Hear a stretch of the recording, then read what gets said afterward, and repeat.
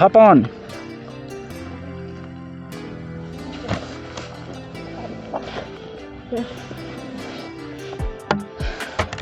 चलिए हम लोग यहाँ से वापस जा रहे हैं। कहाँ से जा रहे हैं वापस मर्सी? कहाँ से वापस जा रहे हैं?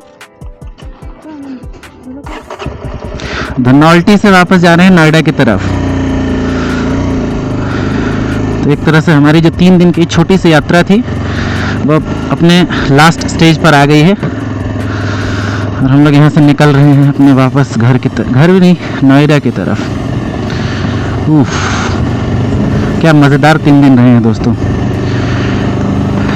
हम लोगों ने सोचा था कुछ एरियाज़ कवर करेंगे जो हम नहीं कर पाए। टाइम नहीं था क्या, थोड़ा आलस भी था। बहुत ज़्यादा घूमने के बजाय हमने अच्छे से घूमना प्रेफर किया। ये मंदिर जो कौन सा मंदिर था मर्सी? नाम क्या था? सूरकंडा मंदिर। सूरकंडा मंदिर जो है ये हमारे लिए एक अच्छा अनुभव रहा। ये एक तरह से हमारा लास्ट शेड्यूल्ड स्पॉट था जो हम देख के निकल रहे हैं यहाँ से। ऊपर चढ़ने के बाद जो पीसफुलनेस फील हुई थी दोस्तों, क्या ही बताऊँ मैं, मज़ा ही आ गया था। मैं तो थोड़ा एक्साइटेड भी हो गया था। यहाँ कुछ नहीं, थोड़ा सा मैं एक्साइटेड हो गया था। हालांकि तबीयत सही नहीं थी, लेकिन उसके बाद से मन सही लग रहा है। तो हम लोगों ने डिसाइड किया कि अब हम यहाँ से वापस निकलेंगे घर की ओर। वापस से ये घाटी का रास्ता शुरू हो गया है। यहाँ से हम लोग Tehri dam I guess cross करेंगे, रास्ते में ही है, तो वो आपको देखने का अवसर मिलेगा, टिहरी डैम। और उसके बाद फिर ऋषिकेश, और ऋषिकेश के बाद फिर वही सामान्य रास्ता वापस से दिल्ली नोएडा। 2-3 दिन ऐसे घूमने का मिल जाए आपको हर महीना, 2 महीना, 3 महीना पे, थोड़ा सा ब्रेक मिल जाता है नॉर्मल लाइफ से। एक तरह से नेचर की गोद में आके हम लोग जितना समय बिता सके बिताते हैं। बहुत ज़्यादा खर्चे का ये ट्रिप अब तक तो नहीं रहा है। बहुत नॉर्मल रीज़नेबल खर्चे में ही हम लोग जो है यहाँ से वापस की ओर निकल रहे हैं। ओह, टिहरी झील यहाँ से है 42 किलोमीटर। बहरहाल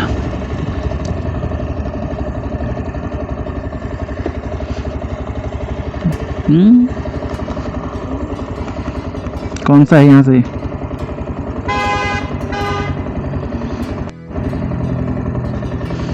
ये हाईवे ये वाला है ना? ये से वापस चले जाएंगे हम।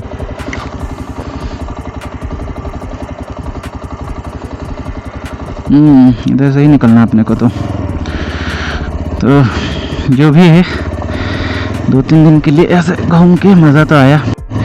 आपको अगर यहाँ आपका एक्सपेंसेस के बारे में बता दूँ तो आपका मोटा मोटी जो खर्चा होगा, कहीं भी एक दिन रुकने का आप ऑन एन एवरेज ले लो 6-7 हज़ार से ज़्यादा का खर्चा तो नहीं होगा। सॉरी, एक दिन का बोल रहा हूँ, 600-700, 800, 900, ज़्यादा से ज़्यादा 1000 रुपया। 1000 रुपये में आपको ढंग का रूम मिल जाएगा, ढंग का जो है एकोमोडेशन मिल जाएगा रहने के लिए। तो 1000 रुपये आप खाने का ले लो, 200-300 रुपये पर मील के हिसाब से अगर 3 टाइम आप खाना भी खाते हो तो लगभग 800-900-1000 रुपये। तो एक दिन का 2000 का आपका खर्चा है। 3 दिन का ट्रिप मान के चलिए 6000 रुपये खर्च हुए। बाकी जाने आने में अगर आप बस से जाते हो तो भी, कार से जाते हो तो भी, और बाइक से जाते हो तो भी खर्चा ठीक ठाक ही लगेगा।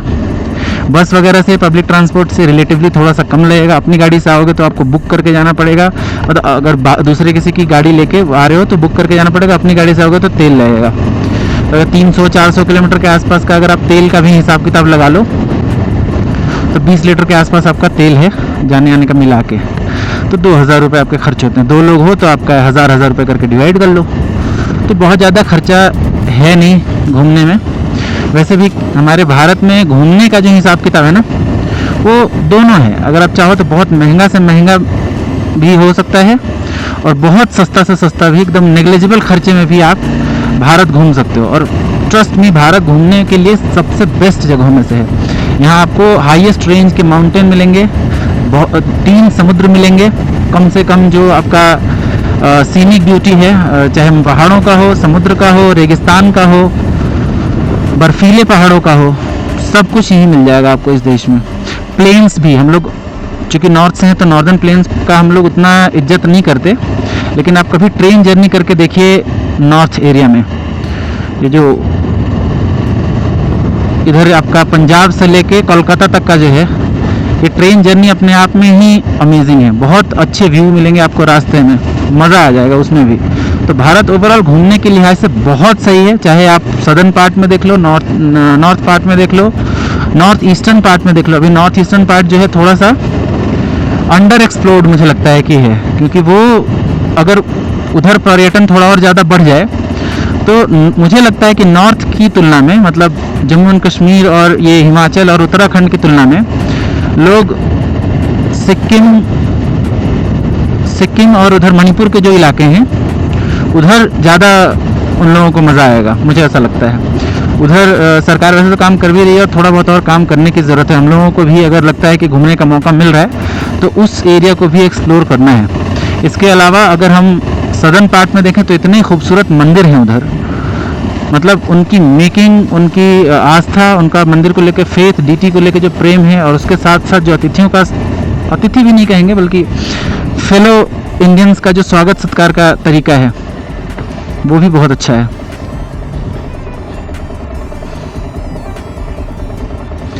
तो वो पार्ट भी आप घूम सकते हो।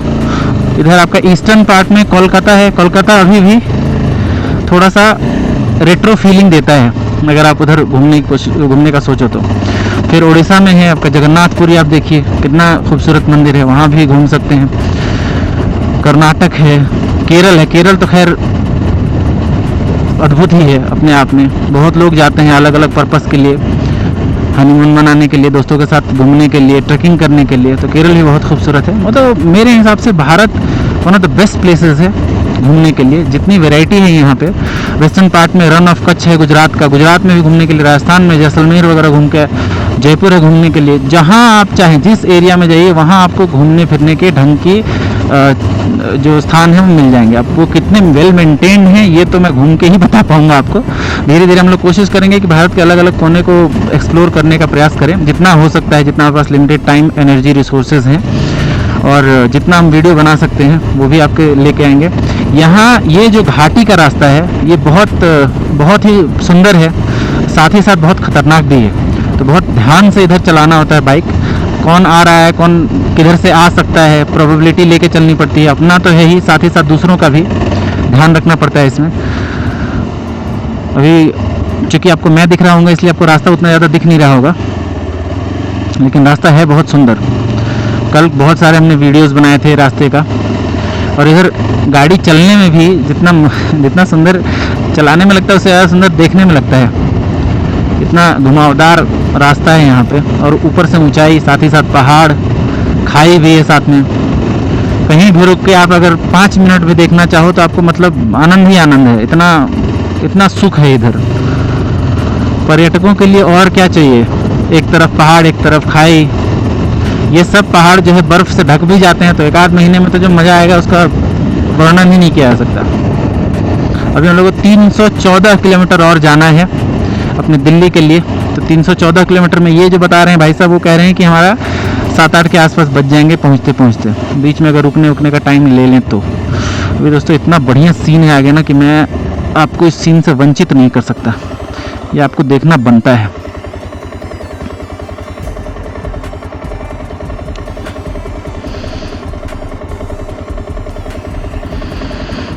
आई होप कि आपको दिख रहा होगा ढंग से।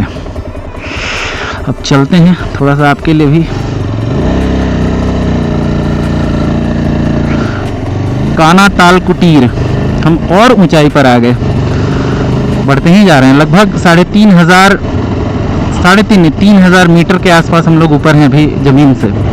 फुट के उसमें लें तो लगभग 10,000 फुट कम से कम ऑलमोस्ट हो ही गया है। 10,000 फुट ऊपर हैं हम लोग। ये रोमांचक भी है, खतरनाक भी है, खूबसूरत भी है, मनोरम भी है, शांत है, डरावना है, अपना है, और रेयर भी है, क्योंकि हम लोग बहुत ज़्यादा घूमने का हम लोगों को अवसर प्राप्त होता नहीं है। तो देखिए, आप भी देख सकते हो कितना मनोरम दृश्य है। आप ये घाटी में बाइक चलाना, बाइक के साथ साथ आपको जो व्यू मिल रहा होगा वो परफेक्ट कट्स का व्यू मिल रहा होगा, कैसे कैसे बाइक जो है रोड के हिसाब से अपने हिसाब से चल रही है नॉर्मल रफ्तार में। हम लोग बहुत ज़्यादा तेज़ नहीं है और ना ही हो सकते हैं। इधर ये काना ताल है, ये भी हिल स्टेशन ही है और बहुत अंडर एक्सप्लोर्ड है, बहुत खूबसूरत है। यूट्यूब पर इसमें आपको बहुत सारे वीडियोस मिल जाएंगे काना ताल घूमने के, अगर आप कभी घूमना चाहो। धनौल्टी से थोड़ा सा आगे है टिहरी रोड, टिहरी डैम वाले रोड पे काना ताल।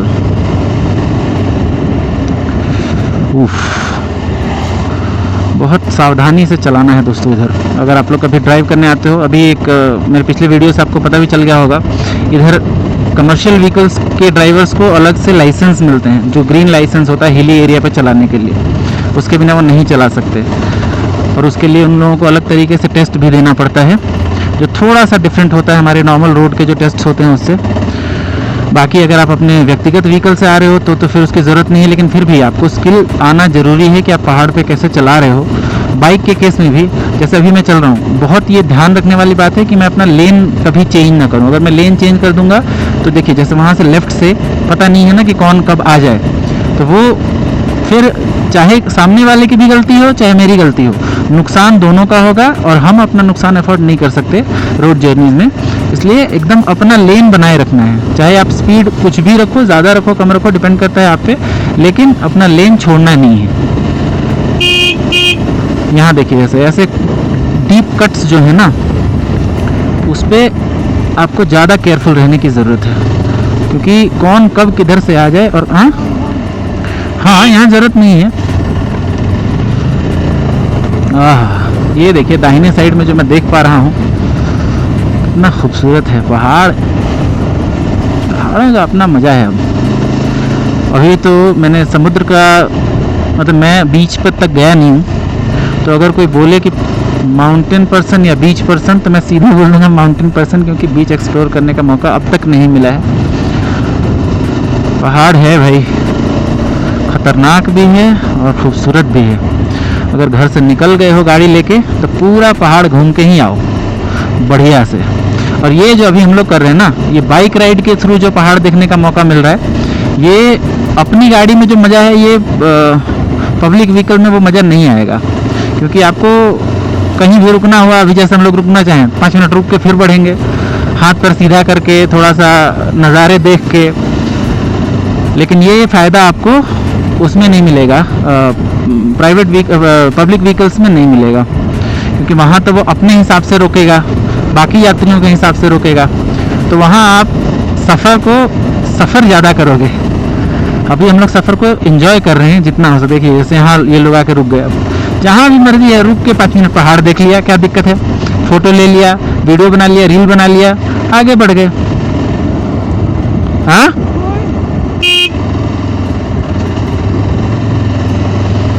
ये रुकने की भी बहुत सारी व्यवस्था है। मैं मतलब इधर रुकने और खाने के लिए ही तो है।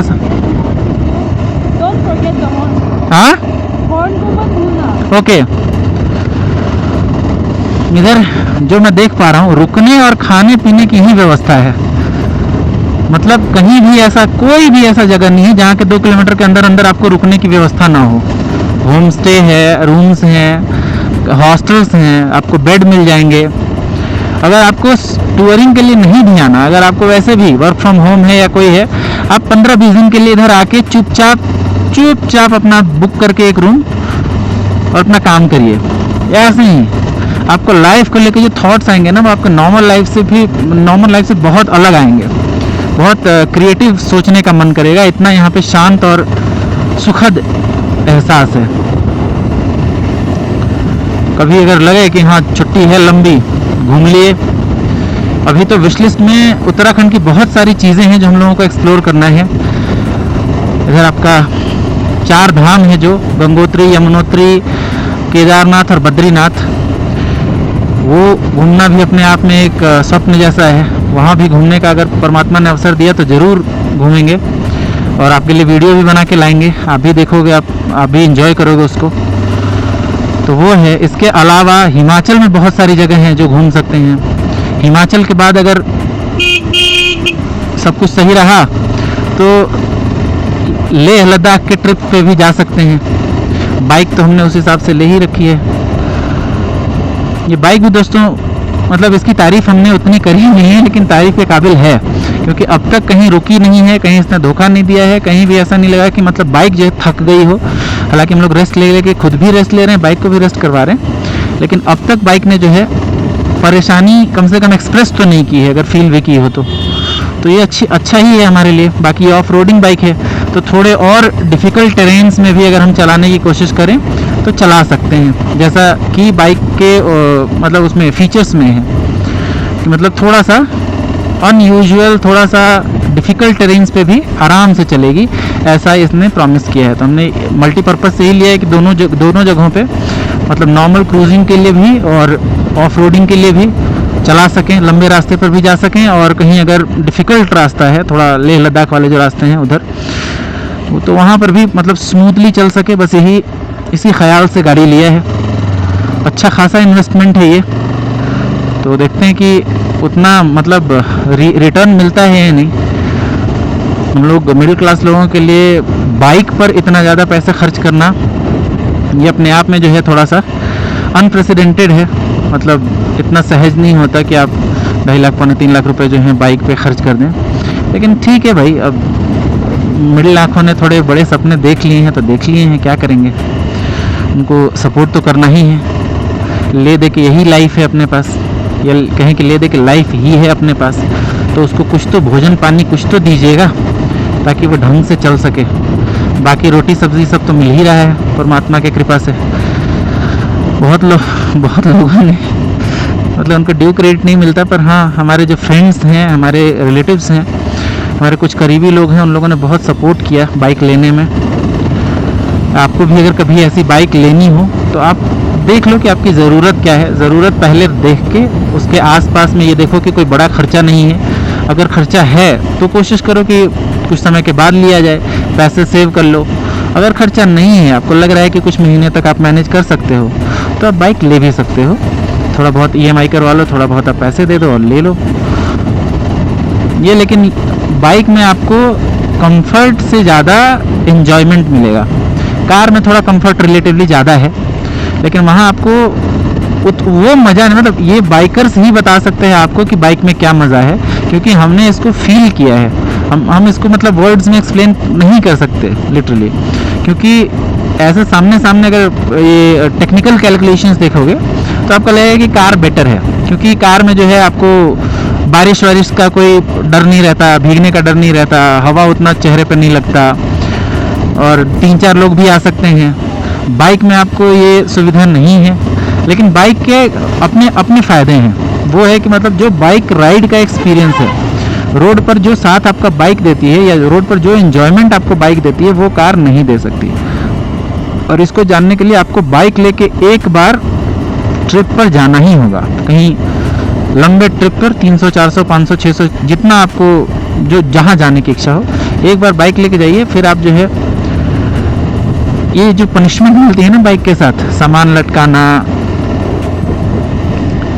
थोड़ा सा टायर्डनेस फील हो जाता है लंबे रूट्स पे, सारे बॉडी पार्ट जो हैं अपना हिसाब मांगने लगते हैं कि बबुआ बहुत यूज़ कर रहे हो, थोड़ा हिसाब भी देते हुए चलो। बहुत पेन होता है बॉडी, लेकिन इन सब के बीच जो मज़ा है वो अद्वितीय है, वो कार में या अन्य साधनों में नहीं मिल सकता, वो बाइक में ही मिलेगा। अब ये बात हम पेरेंट्स को एक्सप्लेन नहीं कर सकते, ये बात हम अपने गार्डियंस को एक्सप्लेन नहीं कर सकते, तो लेकिन फिर भी कोशिश करते हैं, काश एक दिन ऐसा भी आए कि वो भी समझ जाएं, और वो समझ ही जाते हैं। अगर ढंग से समझाया जाए और आप किसी चीज़ के लिए कन्विंस्ड हो और आप किसी को कन्विंस कर रहे हो, तो लोग मेरे हिसाब से समझ ही जाते हैं मोर और लेस। तो या तो समझ जाते हैं या तो चुप्पी साध लेते हैं। और कई बार ये मुख्य सहमति का काम करता है कि अगर कोई विरोध नहीं कर रहा, इसका मतलब ये है कि वो सहमत है। कई बार ये ऐसे भी काम करता है।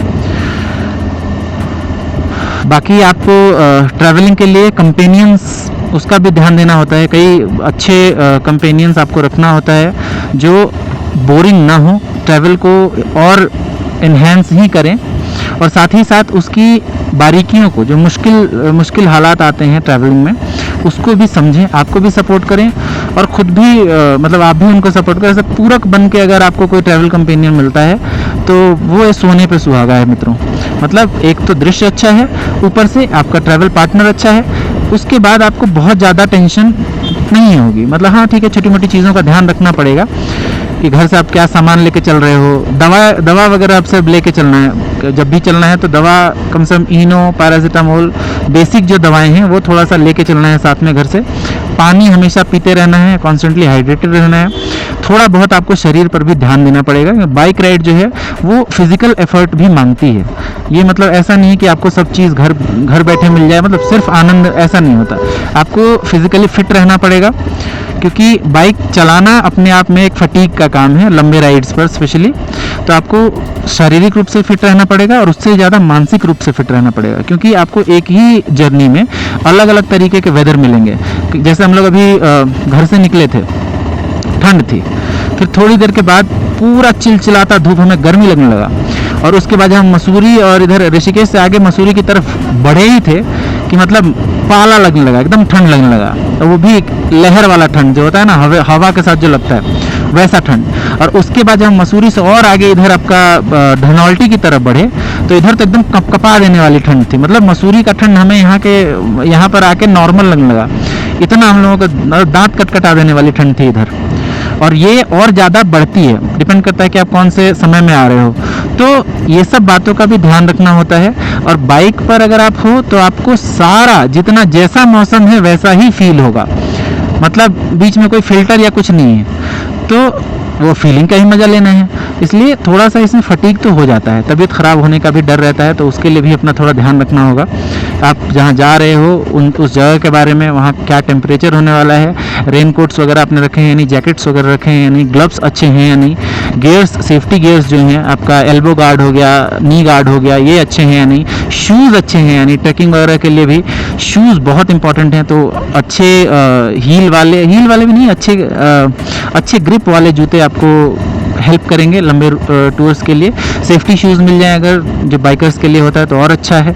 तो ये सारी चीज़ें आपको हेल्प करती हैं और उसके लिए आपको थोड़ा सा फिजिकली फिट रहना पड़ेगा।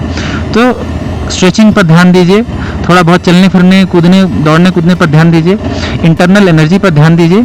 मतलब और ये लास्ट में मैं सच बता रहा हूँ क्योंकि मैं कर रहा हूँ, तो मैं सामने ही है आपके, ये आपको परवड़ेगा। मतलब आपको लगेगा कि मैंने कम ही किया है जितना एंजॉयमेंट मिल रहा है उसके लिहाज से। और फिटनेस वैसे भी अपनी चीज़ है, अगर हुआ नहीं हुआ ट्राई तो कर ही सकते हैं हम। तो ये मतलब कुछ मस्ट हैव्स हैं अगर आप राइड्स पर जाना चाह रहे हो बाइक से, या बाइक ख़रीदना चाह रहे हो। ये मतलब सेफ्टी गियर्स रखना, अच्छा कंपेनियन होना, फिजिकली फिट होना, जगहों की नॉलेज होना, जहाँ आप जा रहे हो उसके बारे में थोड़ा बहुत नॉलेज लेके जाओ। मतलब ज़रूरी नहीं है कि आप 100% जान ही रहे हो वहाँ के बारे में तभी जाओ, ऐसा भी नहीं है, पर थोड़ी बहुत तो नॉलेज लेके जाना सही रहता है। और उससे भी ज़्यादा ज़रूरत है परमात्मा का आशीर्वाद, बहुत ज़रूरी है। आप कब कैसे क्या हो जाए आप नहीं जानते हैं। ऐसे में ये देखिए, ये जैसे भाई साहब राइट से कट करने की कोशिश किए और धरा गए, अपना लेन चेंज किए और धरा गए। वो तो अच्छा है सामने वाले ने रोक दिया, नहीं तो अभी ही घटना हो सकती थी। तो यही इसी की बात कर रहा हूँ, जितना सेफ्टी से चलिएगा, जितना अपना ध्यान रखिएगा उतना सही रहेगा। अभी आगे वाले ने खुद तो प्रॉब्लम में आए ही, हम लोगों को ही प्रॉब्लम में डाल रहे थे बेचारे। तो ये थोड़ा जो है सावधानी वाली चीज़ है। कभी भी ओवरटेक करने से पहले पूरा देख लीजिए कि आगे कुछ है नहीं है तो मत करिए। थोड़ा देर बाद चले जाएंगे कोई दिक्कत नहीं है, एक आध गाड़ी के पीछे रह लेंगे कोई दिक्कत नहीं है, लेकिन इस तरीके की बेवकूफ़ी करना सड़क पे बिल्कुल भी नहीं। इससे अपने तो नुकसान में आते ही हैं, सामने वाला या जिसके साथ आप चल रहे हो वो भी नुकसान में आते हैं। इसलिए बेटर है, बेस्ट है इनफैक्ट, अपना लेन मेंटेन रखिए। थोड़ा स्लो चल लेंगे, क्या दिक्कत है। देर से पहुंचना कभी ना पहुंचने से तो बहुत बढ़िया है।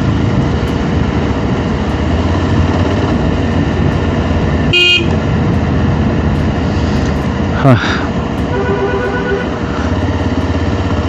उम्मीद करता हूँ कि आपको दृश्य बाकी ये सही लग रहा होगा। ये एक यहाँ का बेनिफिट है इस जगह का।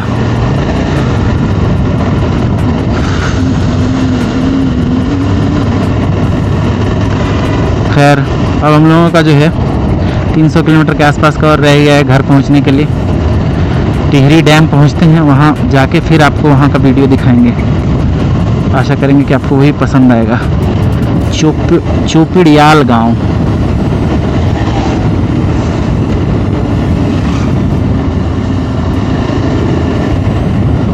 बंद कर दिया जाए।